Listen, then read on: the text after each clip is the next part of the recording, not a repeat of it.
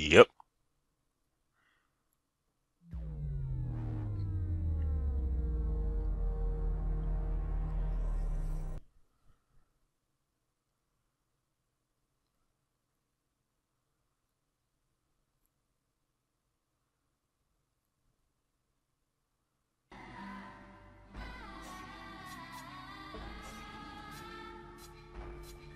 I guess I should probably talk, huh? Hey, it's Aaron from GameEnthus.com, and this is Bound by Flame for the PS4 from Focus Home and Spider. It's the same folks who brought you Mars Warlogs. And here's some exposition. Led to my meeting young Vulcan. The peoples of the world had been fearfully whispering about the Ice Lords for the past 10 years, though of course they had been present long before then. The Deadwalker army, an endless horde of undead creatures under the Ice Lord's command, swept down from the mountains in the north, annihilating all resistance on the continent. Each battle only served to swell their ranks with the defeated dead, and the bloodless world seemed ready to sink into an endless ice age, where there would be no place for the living. Kinda sounds like you can't win this battle. Who still tried to stand against the invaders. The elves, who had hitherto remained neutral, and the red scribes, a small group of scholars who believed their knowledge might be able to tip the scales. The scribes had recently engaged the services of a group of mercenaries known as the Freeborn Blades, a renowned company who would become even more so after these events. The Blades were to protect them while they performed a ritual which was intended to change the course of the war. It always is. Is that a dragon?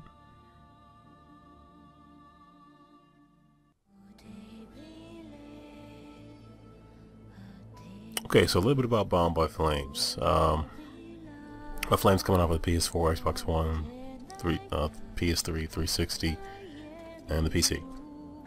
If I said Xbox One, that was a mistake. It's not coming out for Xbox One. It's the PS4 version. Having played a good bit of Mars Warlogs, I can safely say that this game does not contain near anywhere close to the levels of jank and budgetness that game did. Although I did enjoy, there were some portions of that game I really did like. I found that enjoyable despite, the fact that it was not a AAA digital title.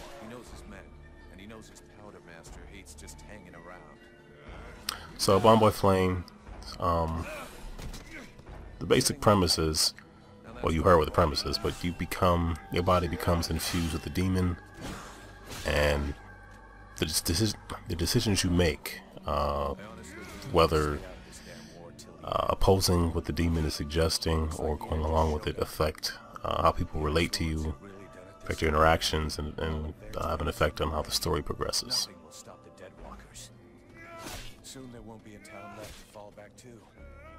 I think it's dead already, but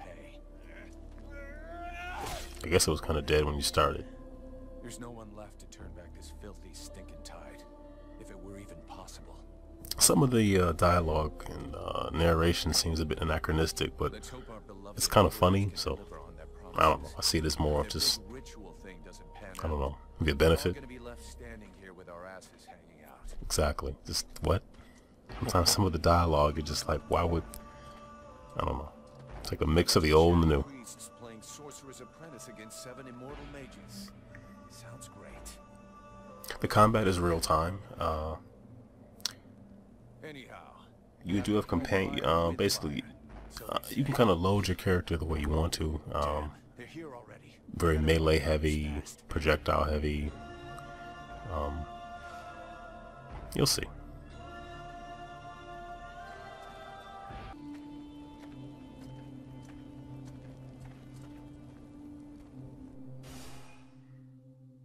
So you can see there's a menu. Imagine that it's an RPG, and you level up, you get points, you put the points in different areas, you can craft items, you can attach different magical items and whatnot to weapons, shoulder blades, knee pads, socks. Okay, maybe socks is an exaggeration, but you can attach different items to different pieces of... Don't yell at me. Different pieces of equipment in order to get the desired effect. But what if they'd have killed you? Then you wouldn't have been able to alert us before they were ready to attack us. Think for a second. God's blood. You just like yelling at me, don't you? You have to get ready for them. Now that you've finally got your ass back over here, you can prepare some traps. You get to kick chests too. Who doesn't like that? And the stuff in them. Drive them back. We must hold the Esplanade. Okay, so this is how they kind of introduce you to combat.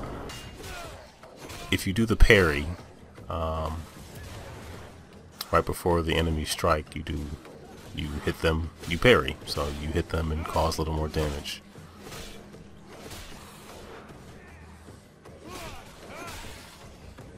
Oh, shite. Here come more of them. There always are.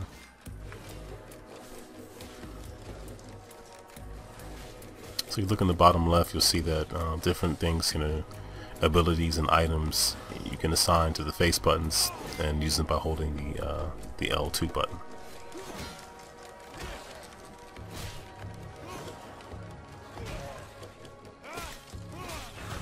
The combat fluidity kind of, to me, it depended on enemy I was fighting. Like these bug enemies that fly, you just kind of feel like you're just blocking until they stop and then you just hack away. But more of the enemies that have weapons and stuff, you feel like there's some little more strategy there in terms of blocking and parrying and all that kind of stuff. You're not just blocking until they stop and then you can just wail on them.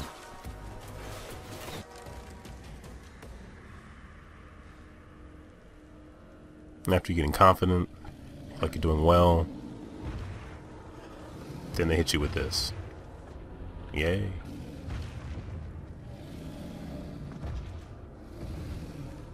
Fall back! Everybody to the temple! No! His whole chest is just wide open. I don't even know how. Yeah. That's just crazy.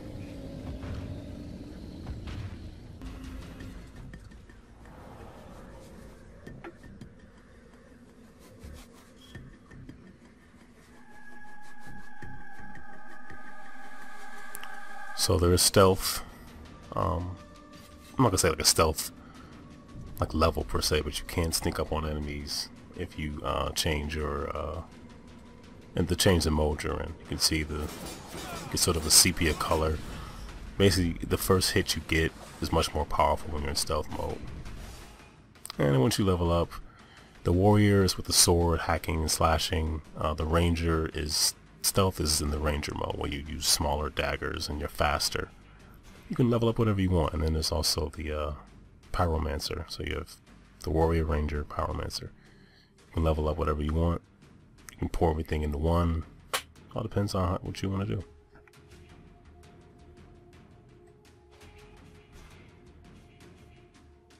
It seemed like you leveled up fairly frequently too, which I did enjoy. They didn't just leave you kind of grinding.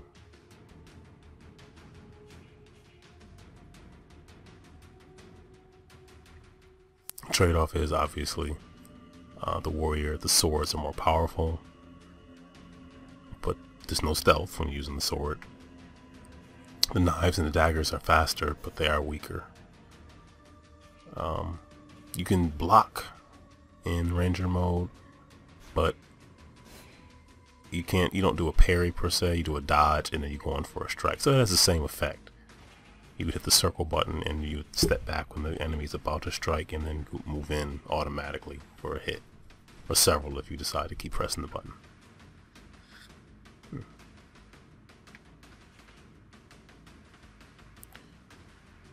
I didn't really see a huge benefit to like leveling all the equipment. Maybe like the helmet. But like, the shoulder blades and just the shoulder plates and stuff, I kind of ignored that, but choice is yours.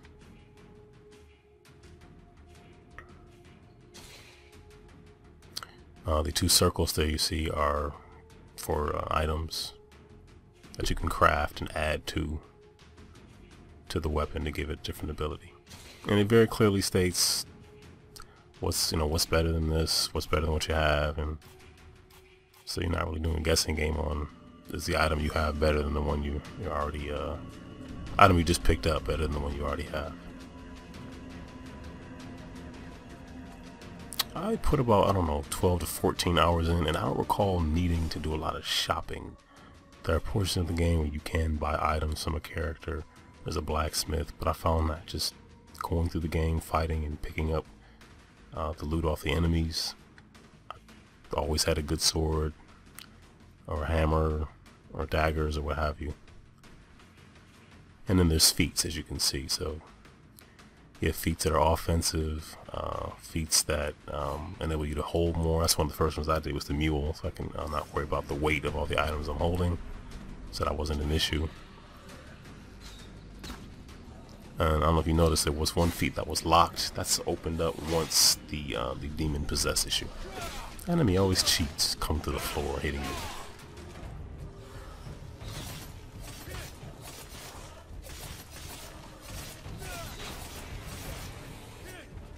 I guess for the PS4, there's not a ton of RPGs out for it. I think the only other one that comes to mind is maybe Child of Light. So this certainly the appeal on the PS4 was kind of high for me, because I don't have any other game like this on the PS4. So definitely it grabbed me in a way that Knack didn't. Not that Knack is a bad game, just saying.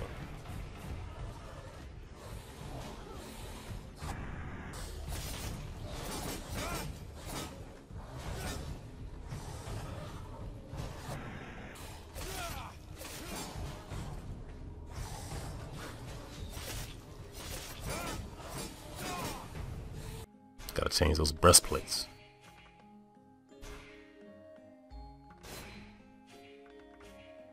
The gamers nowadays are all about, crafting breastplates and attaching magical items to them. That's what's hot in the streets. Or so I've been told. Ooh, elbow pads. And there's many lovely people to meet. Yeah, who are you? One of them fucking mercenaries, right? Fucking mercenary, yeah. Sounds about right. I'm not sure if you noticed or not, but sometimes the characters look cel shaded, and at other times they don't. I always thought that was kind of weird. But Edwin seems to be fascinated by you, and I'm the only one who has supported her.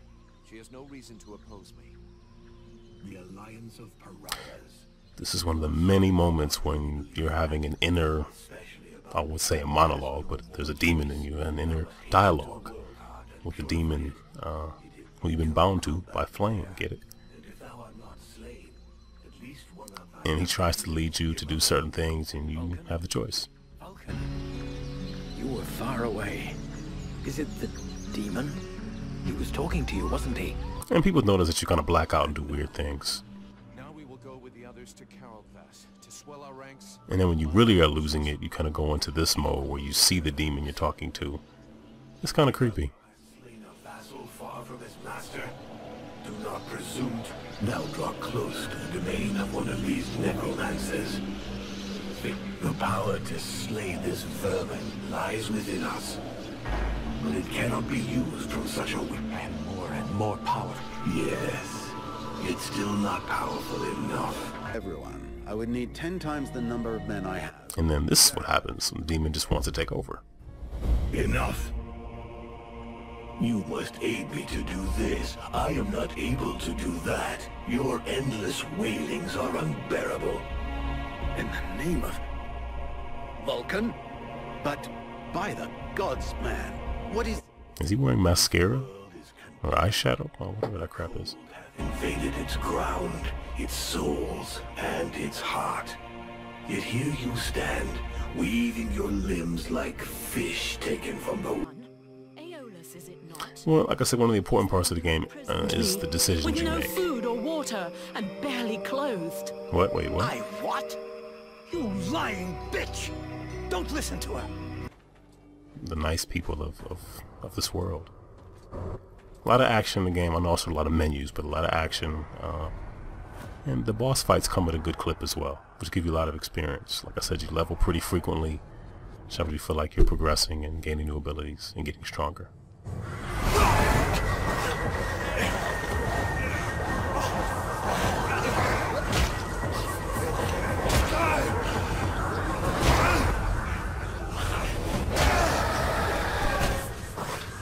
That was a tough boss.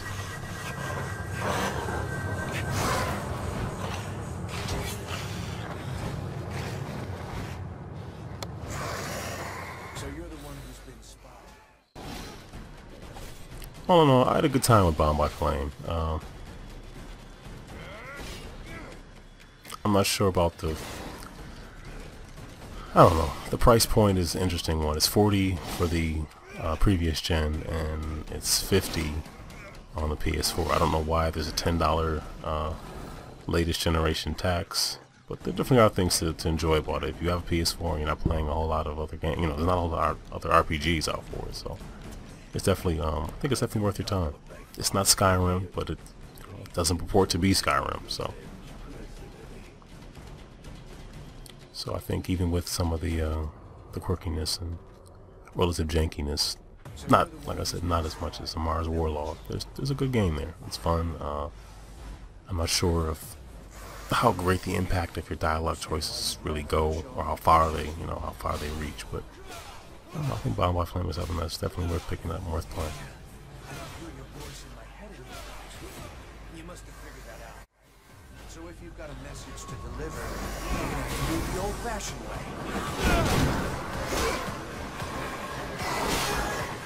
Forget it. I came down here to do two things. Look for mushrooms and kick somebody's ass. And guess what? I ain't found any mushrooms.